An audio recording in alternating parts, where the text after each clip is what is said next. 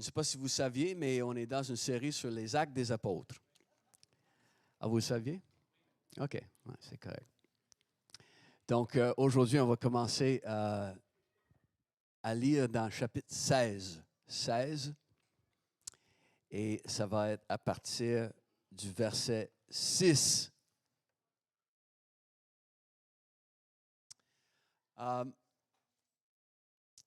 Vous avez lu votre bulletin hebdomadaire, n'est-ce pas? Oui. Eh oui, tout le monde. Je sais que tout le monde a lu le bulletin hebdomadaire. Donc, vous savez que un des thèmes qu'on va regarder aujourd'hui, c'est comment Dieu organise tout le temps des heureux hasards. Et il y a un mot particulier qu'on a en anglais pour ça. C'est un mot qui a une petite mélodie. Ça s'appelle serendipity. Serendipity. Et c'est un heureux hasard. C'est quelque chose qui arrive, qui semble être tout simplement fortuit, mais que derrière, c'est arrangé avec le gars des vues. Et le Seigneur, il fait beaucoup de choses dans notre dos, autrement dit en coulisses, qu'on ne voit pas. Et tout à coup, hop, ah bon, on voit que dans le fond, Dieu était à l'œuvre et je ne savais pas. Donc, dans l'histoire aujourd'hui, on voit une série d'événements qui finissent par la conversion d'une femme d'affaires et aussi par le début de la toute première Église en Europe. Et tout ça semble être du pur hasard, ou du moins quelque chose qu'on ne s'y attendait pas. Donc, on va commencer. Vous savez, on est ici dans le... si on regarde la petite carte ici, du deuxième voyage de l'apôtre Paul. Donc, on va quitter ce qui est aujourd'hui la Turquie, bien sûr, appelée à l'époque l'Asie mineure. Et pour la première fois, Paul va mettre ses pieds en Europe. Donc, on va traverser la mer Égée. Est-ce qu'il y a déjà quelqu'un qui a fait la croisière des îles grecques? Oui. Ouais, c'est... Bon, mais ils vont mais plus vers le nord de la mer Égée. Et c'est là qu'il va traverser. Il va se rendre en Grèce, à l'époque, en Macédoine. Et donc, on va lire, pour commencer, quelques versets. Empêchés par le Saint-Esprit d'annoncer la parole en Asie, ils traversèrent la Phrygie et la Galatie. Et arrivés près de la Mysie, ils se préparaient à entrer en Bithynie, mais l'Esprit ne le permit pas. Ils traversaient alors la Mysie et descendirent à Troas. Et pendant la nuit, Paul eut une vision. Un Macédonien lui apparut et le supplia. Passe en Macédoine et secours-nous. Et suite à cette vision de Paul, nous avons aussitôt cherché à nous rendre en Macédoine, concluant que le Seigneur nous appelait à y annoncer la bonne nouvelle. Après avoir embarqué à Troas, nous avons fait voile directement vers Samothrace et le lendemain vers Néapolis. De là, nous sommes allés à Philippe, qui est la première ville du district de Macédoine et une colonie. Nous avons passé quelques jours dans cette ville. Donc, on va voir dans notre histoire aujourd'hui comment Dieu peut nous diriger de trois façons. Il va nous diriger par une direction générale, aussi par une direction spécifique, et aussi va nous diriger à notre insu. On ne sait même pas que c'est lui, mais lui est derrière ce qui se passe. Donc, dans notre histoire aujourd'hui, on voit le Seigneur, il empêche l'apôtre Paul et ses compagnons d'annoncer la parole en Asie. OK? Et quand on parle de l'Asie, vous voyez sur la carte ici, on ne parle pas de l'Asie, la Chine, l'Inde, on ne parle pas de l'Orient, on parle plutôt d'une province de l'Empire romain. Et il y a une province qui était dans le sud-ouest de l'Asie mineure où on voit l'Asie.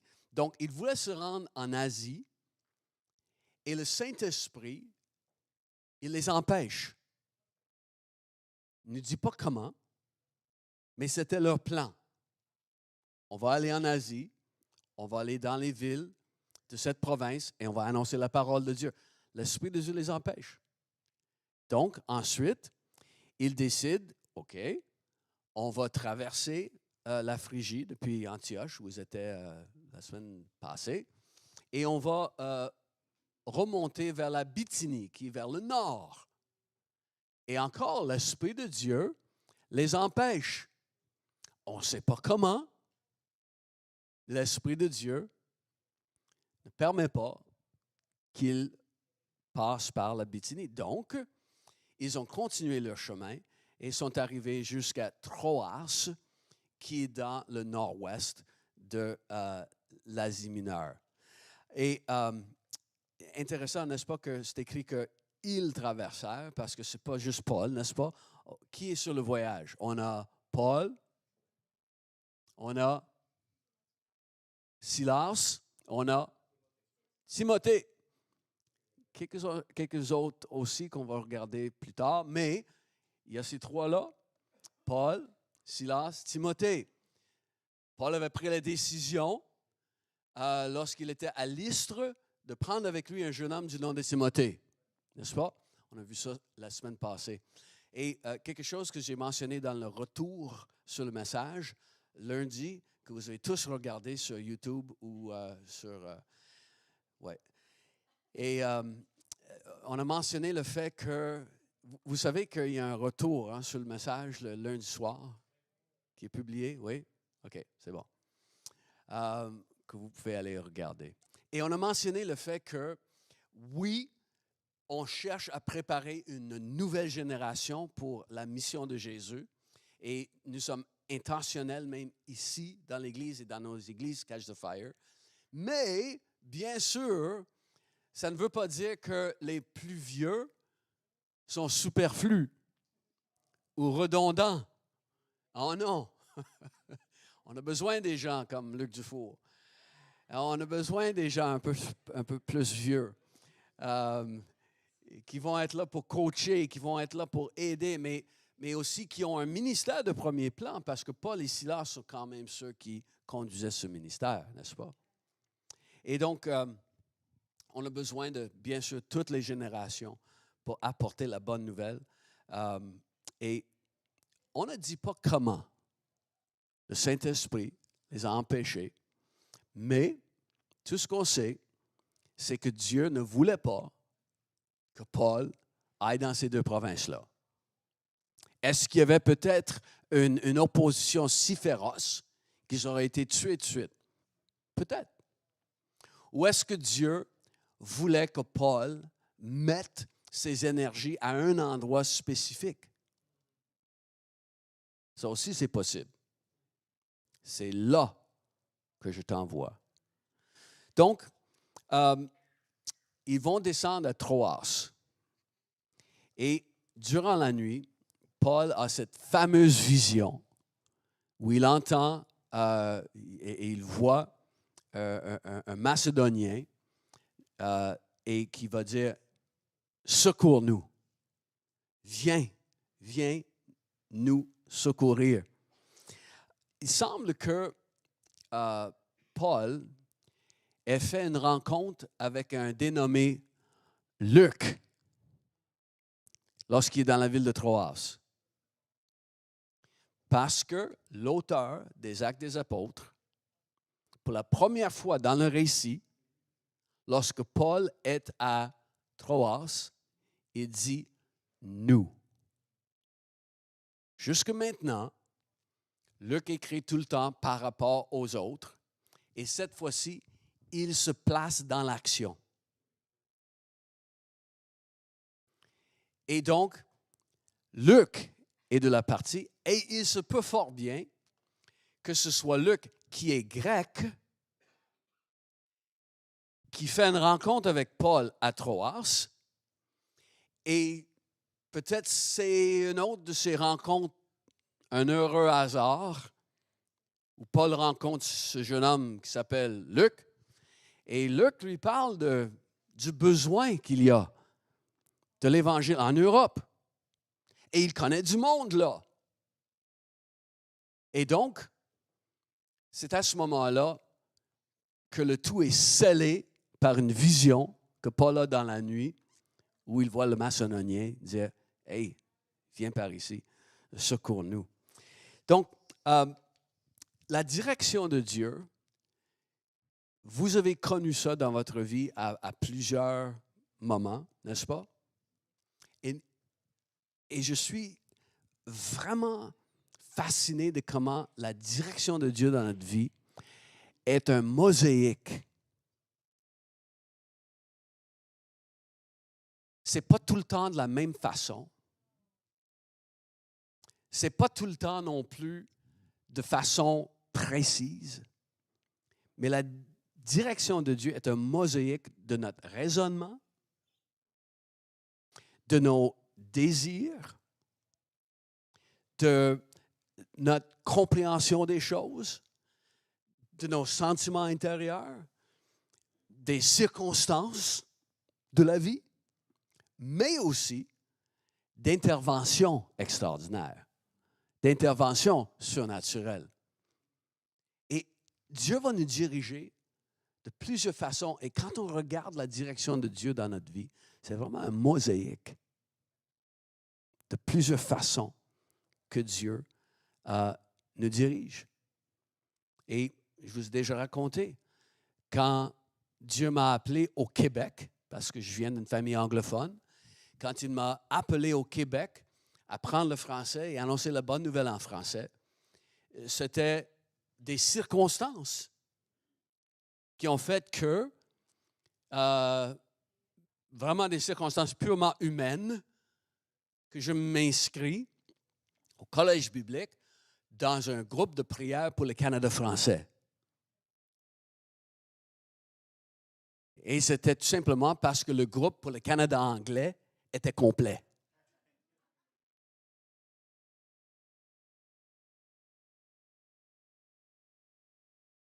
Pas plus spirituel que ça.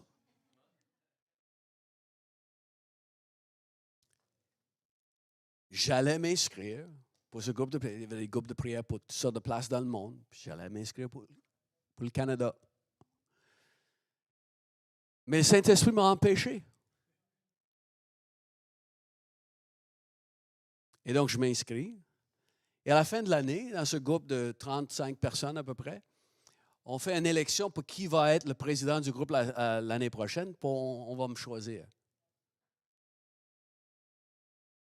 Donc, une intervention qui est quelque chose, je ne m'attendais pas à ça. Et là, plus je priais, mais tout à coup, j'ai senti un appel pour le Québec. Faites attention pour quel endroit dans le monde tu pries.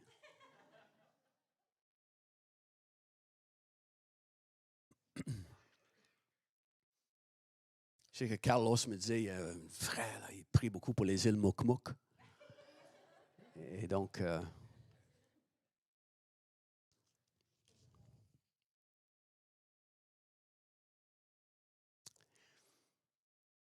tellement bizarre comment Dieu arrange des choses.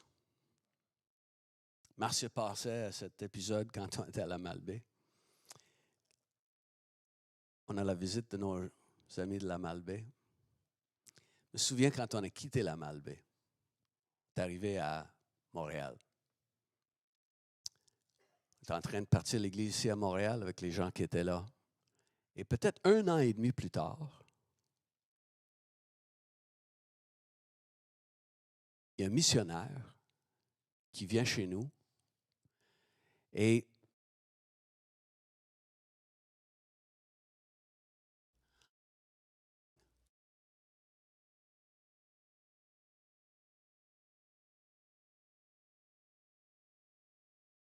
m'a présenté un ministère en Espagne où on serait en charge des églises en Espagne, d'un collège biblique et d'un programme d'évangélisation.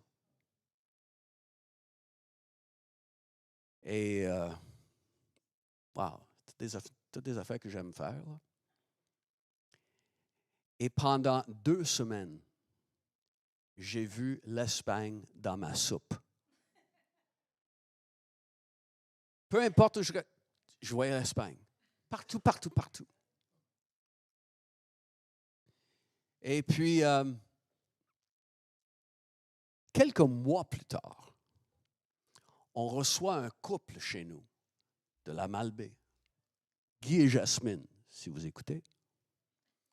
Et on les reçoit ici à Montréal, ils sont chez nous, puis on parle. Puis à un moment donné, Jasmine dit, comme ça, elle dit, « Hey, est-ce que tu traversais quelque chose de difficile il y a 2 mois?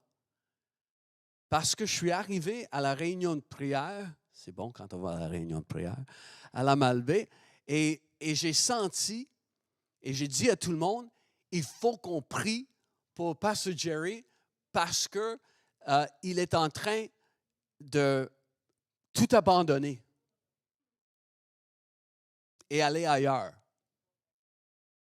Puis quand elle m'a dit ça, ben oui. Puis là, je viens de réaliser, et ça fait des semaines que je n'ai pas pensé à l'Espagne. Autant que je pensais juste à ça, là, tout à coup, je n'étais plus là, puis je n'y pensais plus. Parce que les gens à la Malbaie ont commencé à prier que je reste persévérant dans l'appel que Dieu avait mis. L'Esprit m'a empêché d'aller en Espagne.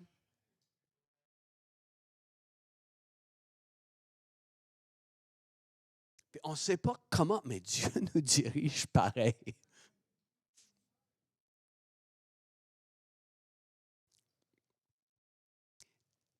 Trop souvent, on a peur de bouger et on ne fait rien de peur de manquer la volonté de Dieu.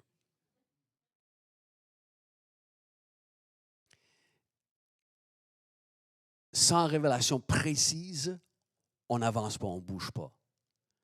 Mais la réalité, c'est que lorsqu'on sait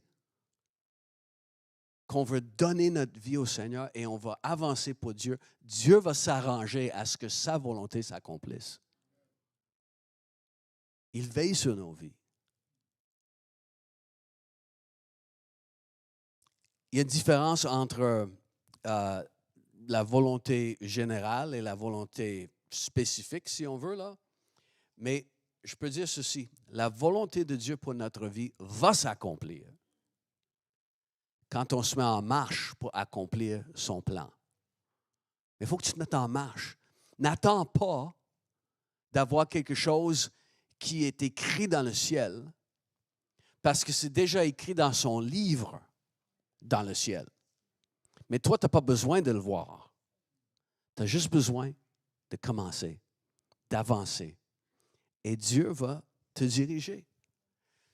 Quand on fait confiance avec notre vie, on peut accepter aussi quand il y a un non du Seigneur.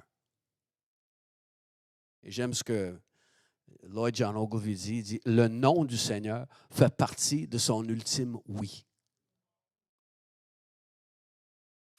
Il nous conduit. Donc,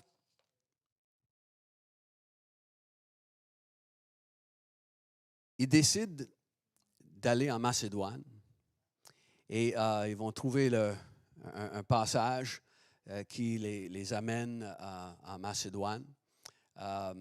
Ils vont partir de Troas, ils vont contourner l'île de Samothrace et ils vont débarquer à Néapolis, qui est une ville portuaire qui dessert la ville de Philippe. Philippe, c'est la ville majeure dans le coin. Et ils sont restés là quelque temps. Et voici quelques affaires à connaître sur la ville de Philippe. On voit les ruines ici de la ville. La ville de Philippe est fondée par l'empereur Philippe, qui est le père d'Alexandre le Grand. Et à peu près 400 ans avant le passage, bien sûr, de Paul. Et comme on a lu dans le texte, Philippe, la ville de Philippe, jouit d'un statut de colonie romaine. Qu'est-ce que ça veut dire? Une colonie romaine était un endroit où il y avait un gouvernement autonome et la population était principalement des Romains, des anciens militaires, légionnaires, tu sais, les légionnaires qui vont aller contre les Astérix, c'est la même gang, là. Des anciens légionnaires, des militaires, des fonctionnaires, des anciens sénateurs de Rome et tout. Et il y avait quelques colonies comme ça, des endroits où les Romains étaient offerts des terres et des maisons et tout ça, un peu en récompense pour leur service. Et donc, Philippe était devenu une ville comme colonie romaine. Et on va voir ça dans le texte un peu plus loin, dans le chapitre 16, parce que les gens de la ville, quand ils vont s'opposer contre Paul et Silas, ils vont dire, ils nous enseignent des choses qui ne sont pas permises à nous, des Romains. Tu sais, on penserait trouver des Grecs, là. Mais non, la population de la ville, c'est des Romains. Et donc, c'est une colonie romaine. Ce que ça veut dire aussi, c'est qu'il y a beaucoup d'argent dans la ville. C'est des gens qui avaient de très bons salaires pendant leur carrière et ils sont dans un endroit où il y a beaucoup d'opportunités pour des investissements en argent, je vais dire comme cette façon-là. Donc aussi, la ville abritait une importante université médicale. Et Luc, qu'est-ce qu'il fait dans la vie? Luc est médecin. Donc encore là, on rencontre Luc à Troas. Et là, ils vont aller dans la ville de Philippe. Intéressant. Coïncidence? Peut-être. Donc, autre chose, vous savez, dans l'Apocalypse, l'Église qui sera fondée à Philippe est une des deux églises jugées 5 étoiles par Jésus.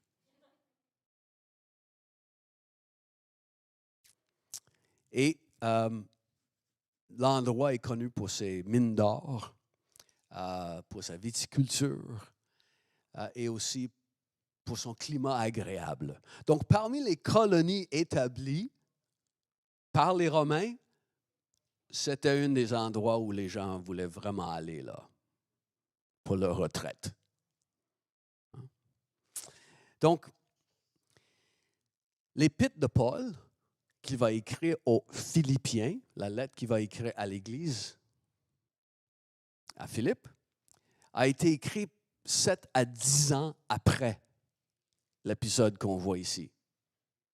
Et bien sûr, l'épître de Paul aux Philippiens est parmi les plus riches au niveau doctrine, toute la christologie, toute la doctrine par rapport à servir le Seigneur. Il y a beaucoup de détails biographiques sur l'apôtre Paul là-dedans, beaucoup de choses pratiques également. Donc, cette épître est vraiment importante dans le Nouveau Testament. Et vous allez connaître tellement de versets et de thèmes qui sont dans cette épître qu'on va regarder un autre tantôt également. Donc, Luc raconte qu'ils avaient passé quelques jours dans la ville. Il ne dit pas qu'est-ce qu'ils ont fait. Luc ne raconte pas s'ils ont parlé avec des gens du Seigneur. Il semble que non. Où est-ce qu'ils ont logé? On ne sait pas. Et ensuite, c'est un samedi, le jour du sabbat. Ils descendent vers la rivière à l'extérieur de la ville pour trouver un endroit pour prier. Hein? Donc, on va lire le dernier dernière partie de ce passage. Le jour du sabbat, nous nous sommes rendus à l'extérieur de la ville, au bord d'une rivière, où nous pensions trouver un lieu de prière. Nous nous sommes assis et avons parlé aux femmes qui étaient réunies. L'une d'elles s'appelait Lydie. C'était une marchande de pourpre, originaire de la ville de Thyatire, qui craignait Dieu.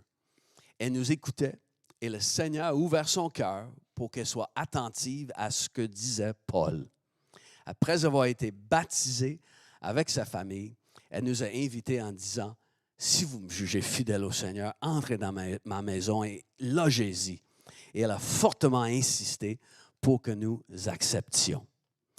Donc, Paul et ses compagnons cherchent un endroit pour prier. Et un autre heureux hasard, au moment où ils descendent dans la rivière, il y a Lydie qui passe là également. Et Lydie est ce qu'on appelle une marchande de pourpre. Pourquoi ils sont là au bord de la rivière? Est-ce que vous vous souvenez? Parce qu'il n'y avait pas de synagogue.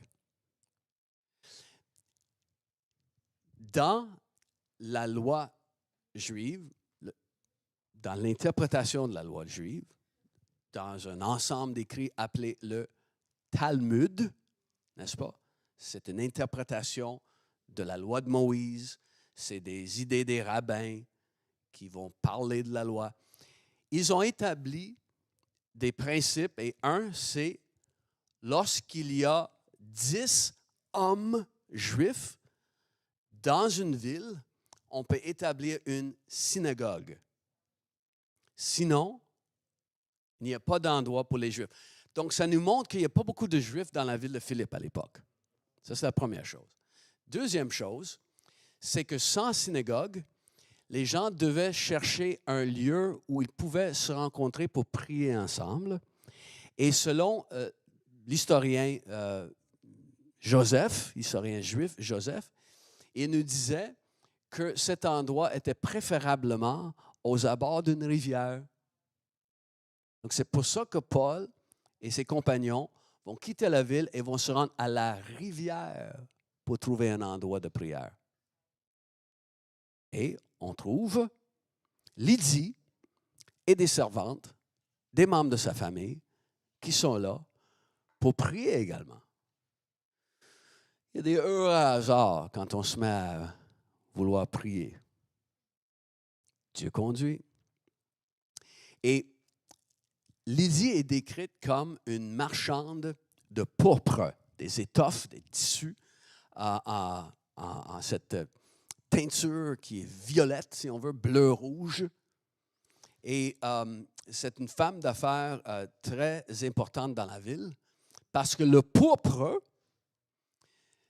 cette couleur, était très recherchée et les vêtements de cette couleur étaient très prisés par les Romains, surtout des Romains qui avaient de l'argent, surtout des Romains qui venaient un peu de la classe noble. Ils cherchaient cette couleur. Pourquoi? Mais parce que c'était excessivement rare de trouver cette couleur.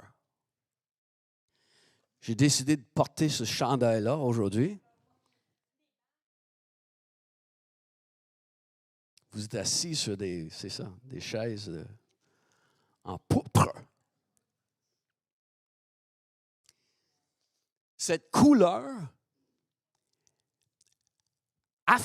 annonçait, permettait aux gens d'afficher, moi,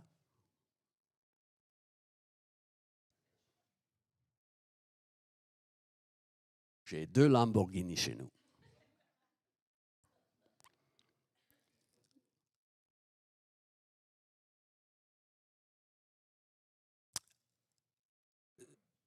Une teinture très prisée, très chère.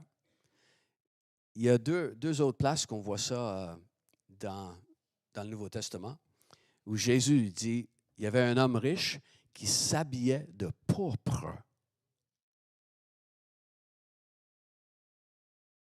Dans la vie extraordinaire, on a mis qui s'habillait de vêtements les plus beaux et les plus élégants. Vous vous souvenez, lorsque les soldats romains ont voulu se moquer de Jésus, ils l'ont revêtu de pourpre avant de se moquer de lui, comme roi. Et cette teinture, cette couleur, à l'époque, venait d'une seule source. C'est à partir des mollusques appelés des muresques qui sécrètent un liquide. Et ce liquide est de cette couleur. L'escargot, qui est dans ce coquillage, lorsque il y a un petit animal qui vient, il va sécréter ce liquide qui va paralyser sa proie. Et donc, les gens devaient pêcher ces escargots, devaient les faire sécher pendant 10 jours, devaient ensuite enlever de la chair de chaque escargot la petite veine qui contenait le liquide. Ça prenait 8000 escargots pour 1 gramme de substance. Juste assez pour faire le bord d'un vêtement de cette teinture. 8000 escargots. Et je vous fais grâce des détails, tout un processus, c'était très long. Donc, avoir des vêtements teints de cette couleur coûtait une fortune. Lydie, Saint-Esprit décide qu'il va mettre ce détail dans le récit, vient de la ville de Thyatire, en Asie mineure. Thyatire est le centre de l'industrie textile en Asie mineure et le plus grand centre pour la transformation de cette teinture pour tout l'Empire romain. Elle, il y a une place où il y a beaucoup de Romains riches, pas loin de chez nous. Avec ses connexions à Thyatire, elle s'installe à Philippe et elle commence à vendre ses vêtements. Elle est sharp. Elle voit l'opportunité. Et la Bible dit aussi que c'est une femme qui craignait Dieu. Autrement dit, c'est le même langage qu'on utilise pour parler de Corneille que Pierre avait rencontré. Corneille, cet officier romain qui craignait Dieu. Donc, elle n'est pas juive, ça c'est sûr. Et elle semble être juste quelqu'un qui s'attache aux Juifs de la communauté parce qu'elle a cru qu'il y a un seul Dieu. Elle vient déjà de rejeter toute cette panoplie de dieux vengeurs, pervertis, qui est dans le panthéon grec et romain, et a décidé, là, je crois au Dieu des Juifs. Et c'est dans ce contexte que Paul va la rencontrer. Et quelqu'un qui craint Dieu, qui a ce cœur pour Dieu, une femme d'affaires, une femme qui, les choses vont très, très bien, on le sait plus tard, parce que elle, non seulement a une maison, des servantes et tout ça, mais elle invite Paul et tous ses compagnons à rester chez elle. Donc, à une maison assez grande, là. Et dans le texte, on voit qu'elle écoute Paul. Elle écoute Paul. Parce que la Bible nous dit que Paul, il descendait la rivière pour trouver s'il y avait un lieu de prière, un endroit de prière. Et comme ça, bon, mais Lydie est là. Pas pire, hein, les caméras iPhone dans le temps. C'était... Puis, Paul va commencer à lui parler. La Bible nous dit quelque chose d'intéressant. C'est qu'elle écoutait. Et ensuite, la Bible nous dit que Dieu a ouvert son cœur. Elle écoutait Paul parler. Et Dieu a ouvert son cœur. As-tu déjà parlé avec quelqu'un du Seigneur? Puis tu expliques tout. Et c'est comme, allô? Y a-t-il quelqu'un là? C'est comme, non. Il y a un déclic qui doit se faire qui est spirituel. Cette femme craignait Dieu.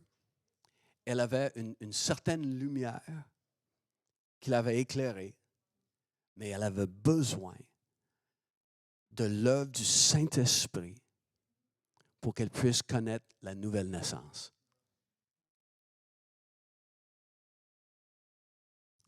Et ça fait partie de notre travail en tant qu'Église. Que Dieu nous dirige vers les gens qui cherchent, qui ont répondu positivement à un certain niveau de lumière, mais ils ont tellement besoin de ce qu'on va dire pour que le cœur puisse s'ouvrir par la bonne nouvelle. Alors qu'on partage, Dieu va ouvrir le cœur. Et bien sûr, il ouvre le cœur lorsque la personne veut. Mais peu importe ce qu'une personne veut, sans cette grâce de Dieu dont Marcia parlait, la personne ne comprendra jamais.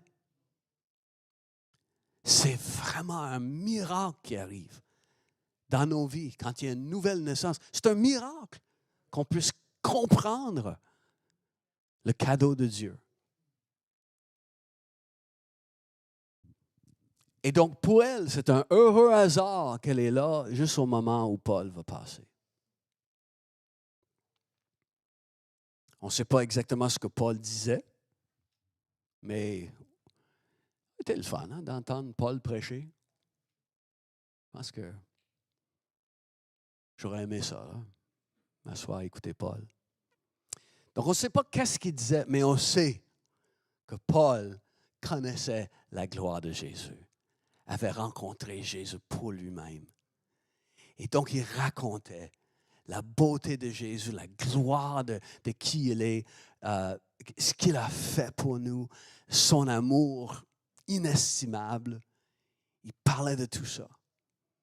Alors qu'il racontait la bonne nouvelle, elle a compris. On sait qu'elle a compris parce que c'est écrit qu'elle a été baptisée par la suite. Donc, elle est devenue une croyante dans le Seigneur Jésus. Et donc, Lydie, elle devient la première conversion, si on veut, que Paul a vue sur le sol européen. Et là, l'Église va commencer dans sa maison.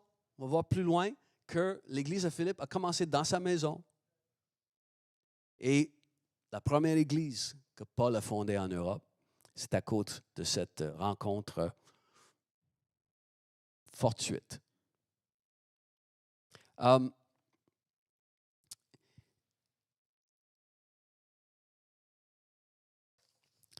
J'ai ici dans mes notes pour aujourd'hui que quand on était à la Malbaie,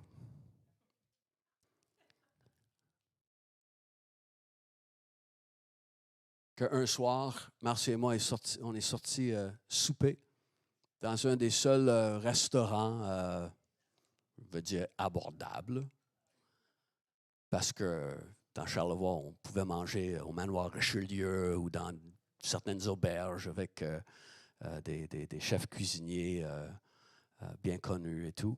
Mais il y avait un petit restaurant qui s'appelait l'Artichaut. On est allé manger un samedi soir à l'Artichaut. Et le serveur est venu, très gentil, et on a parlé ensemble. Il a vu que j'étais un bloke, que j'avais un certain accent. Et puis, tu sais, tu dois se souvenir pourquoi vous êtes ici. Et là, on explique qu'on est venu ici parler de Jésus. On commence une église et tout ça.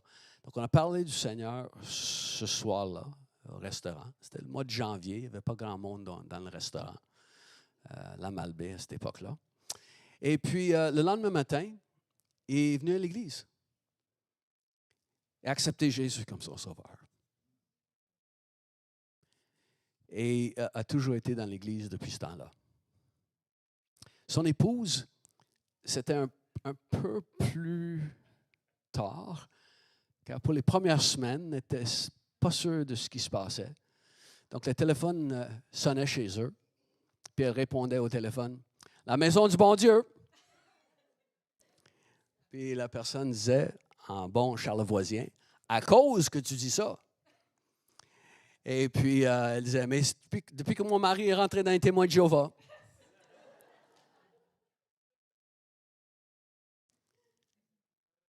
Elle a fini par venir avec Luc à donner sa vie au Seigneur.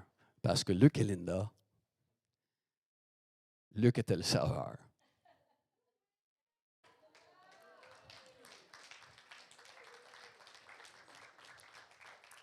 Ils sont devenus pasteurs à Baie-Saint-Paul, devenus pasteurs à la Malbaie, devenus pasteurs associés à Québec. Et puis, un heureux hasard qu'aujourd'hui, je parle de ça. Et qui est là pour nous rendre visite? Cher à nos cœurs, soyons attentifs pour des moments où on ne sait pas du tout que Dieu est en train de nous diriger. Mais il arrange des rencontres fortuites, des heureux hasards. Et puis, Lydie, cette femme habituée à des vêtements très, très riches, n'est-ce pas? Là, elle se fait revêtir des vêtements du salut. Là, elle se fait mettre sur elle la plus belle robe, comme dans Luc 15. Devient fille de Dieu. La meilleure robe qui est dans le garde-robe. Il n'y a pas un tissu qui peut se comparer. Il n'y a pas un vêtement plus somptueux que les vêtements du salut. Et puis, vous savez, sur le tapis rouge, dans des grands événements, quand j'étais en France il y a 2 semaines, il y avait la cérémonie pour le Ballon d'Or. Vous savez, c'est quoi ça? C'est un trophée qui est remis au meilleur footballeur, joueur de soccer de l'année. Hein? Et la cérémonie était à un coin de rue de l'hôtel où j'étais logé. Et les hôtels à Paris sont intéressants. Hein? Parce que tu rentres dans ta chambre d'hôtel et c'est à peu près la même superficie que la plateforme. Tu sais, tu as un lit. Tu sors de ton lit, puis tu marches de côté là, pour te rendre à la porte. C'est tout petit, tout petit. Et donc, je suis dans un vieux bâtiment, un hôtel comme ça. Et la cérémonie pour la remise de ce trophée était à un coin de rue. Tout était bloqué. Et donc, j'ai ouvert le téléviseur pour voir qu'est-ce qui se passait. Puis là, tous les gens en Europe, c'est bien connu, étaient là. Et il y avait le tapis rouge, que les gens, un tel arrive, puis là, il y a des photos et tout. Et des fois, dans des cérémonies comme ça, des gens arrivent et le journaliste va dire « Oh, on a un tel. » Et la question est souvent « Oh, tu portes une belle robe. » C'est de qui ça? Hein? N'est-ce pas? Et tu dis, je porte du Ralph Lauren. Je porte du Versace, je porte du Gucci ou c'est un Giorgio Armani et un Christian Dior.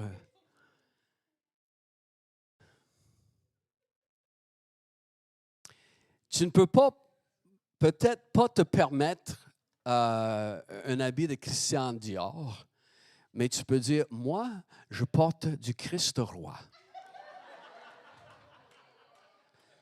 Ça,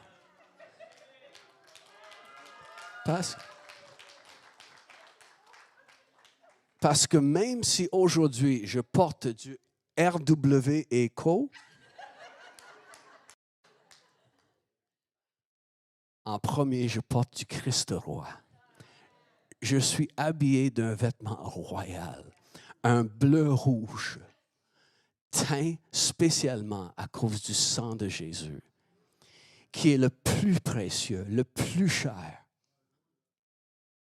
qui vient des veines d'Emmanuel, pour nous permettre d'être habillés pour l'éternité, dans des vêtements de gloire, les vêtements de Jésus. Et nous avons cet immense privilège de partager cette nouvelle aux autres.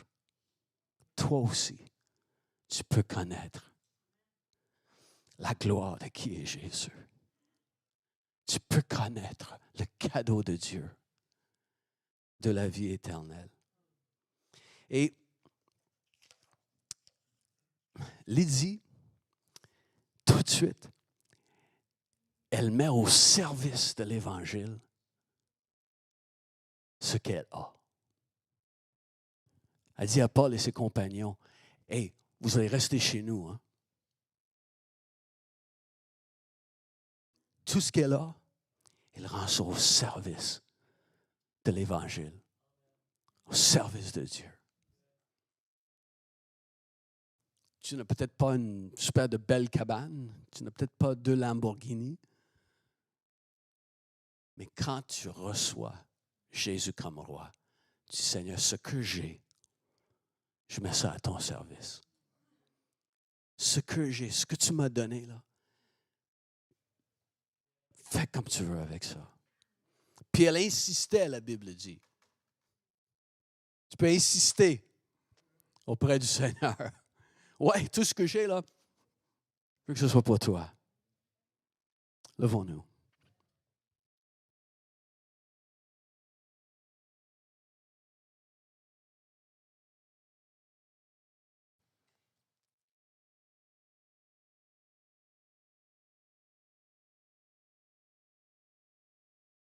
Le cœur de l'homme médite sa voix, mais c'est l'Éternel qui dirige ses pas.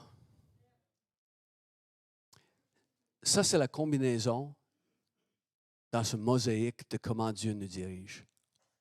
Oui, on va méditer notre voix, on va voir, OK, les pour, les contre, on regarde tout, mais on compte aussi sur la présence du Seigneur qui va même intervenir à un moment où c'est le temps. Avez-vous remarqué que dans tout ce qu'on a fait dans les actes, que Paul a été à plusieurs endroits, puis jamais l'Esprit de Dieu a dit non, vous n'irez pas là. Simplement, il passait de ville en ville. Hein? Donc, il y a des moments où on médite sa voix, mais bon, on va aller là, on a un contact ici, on fait ça. Mais il y a d'autres moments où le Saint-Esprit a quelque chose de spécifique. Donc, mets-toi en marche de façon générale et le Seigneur va s'occuper des détails. N'aie pas peur de manquer la volonté de Dieu. Juste fais ce que tu sais est déjà la volonté de Dieu. Tu as commencé un commerce ou une entreprise, ça n'a pas marché. C'est correct. C'est correct. Tu peux commencer autre chose. Pas de problème. Dieu nous empêche des fois et on ne sait pas pourquoi. Mais lui voit où on va être dans 5 ans.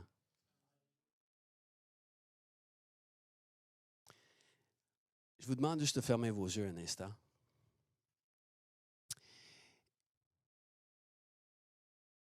Et je veux donner une occasion à quelqu'un qui est ici. Tu n'as pas encore connu Jésus comme ton sauveur personnel et tu veux tout simplement ouvrir ton cœur à lui aujourd'hui, comme on a vu Lydie faire.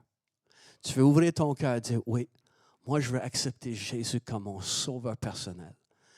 Je veux lui donner ma vie.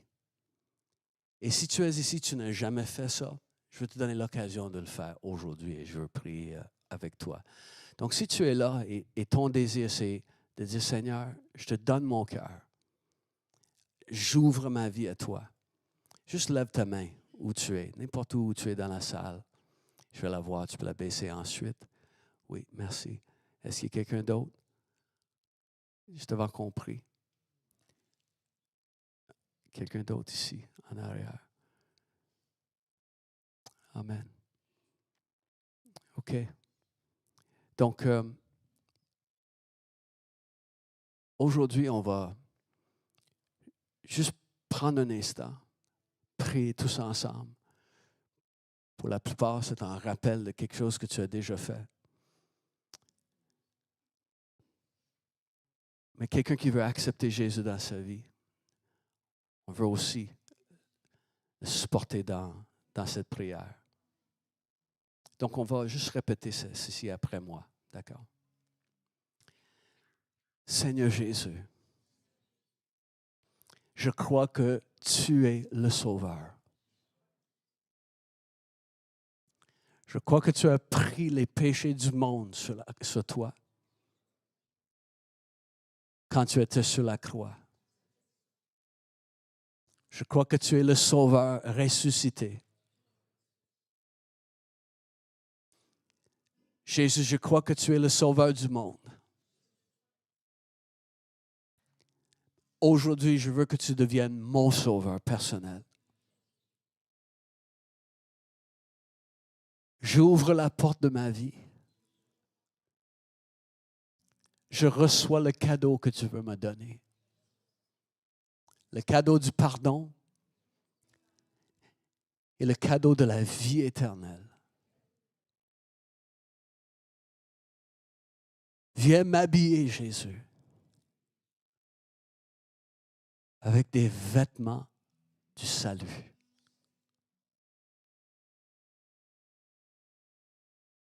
Aide-moi maintenant à vivre pour toi. Je mets ma vie à ton service. Amen. Amen. Wow, félicitations.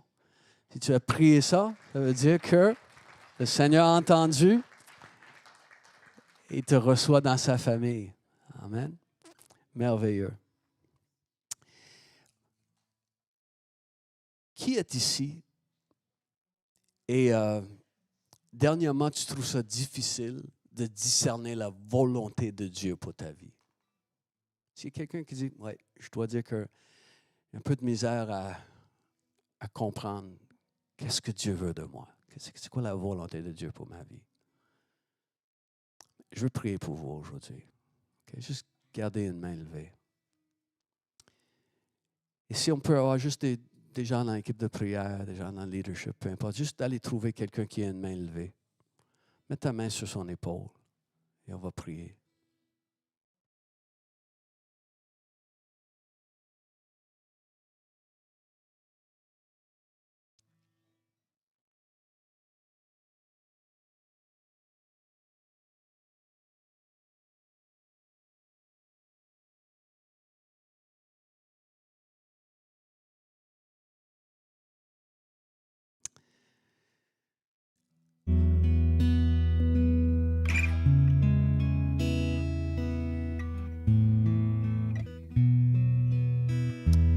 Saint-Esprit, viens maintenant.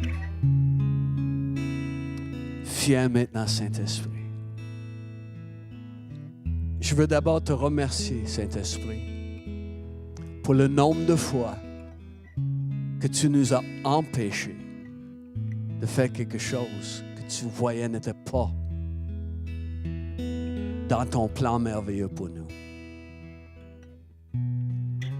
Je te remercie pour ça. Et Saint-Esprit, viens maintenant pour guider. Viens pour donner une nouvelle confiance que tu es en train de guider les pas de ceux qui sentent une certaine incertitude. Viens, Saint-Esprit, viens maintenant.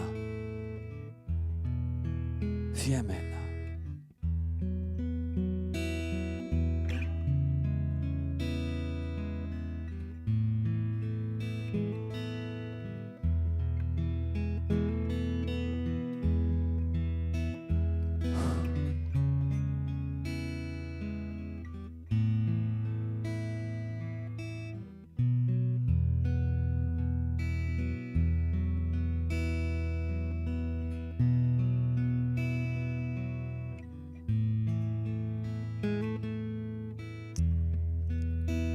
Répétez cette prière après moi, surtout si vous avez levé une main, mais tout le monde peut le dire.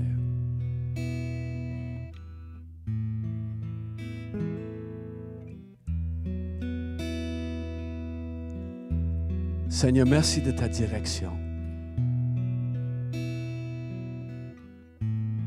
Priez-le avec un peu plus de conviction, peut-être.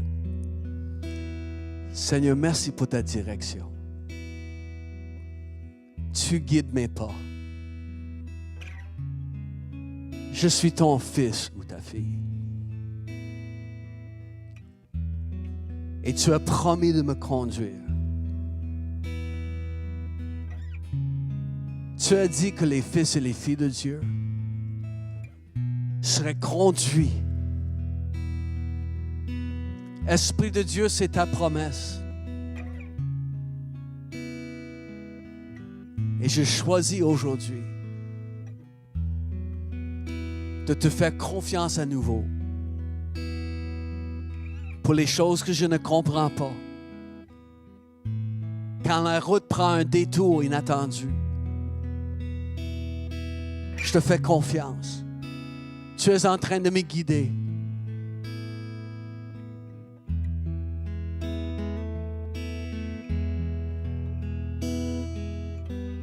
Je m'engage à toi, Seigneur.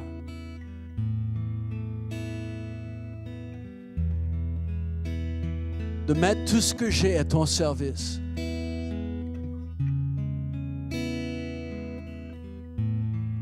Je mets tout ce que j'ai à ton service.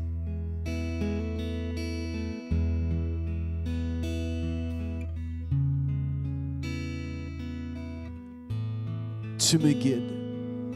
Tu me diriges. Pour que ton nom soit glorifié. Tu prends soin de moi. Car tu es mon Père. Tu prends soin de moi. Parce que tu m'aimes d'un amour éternel.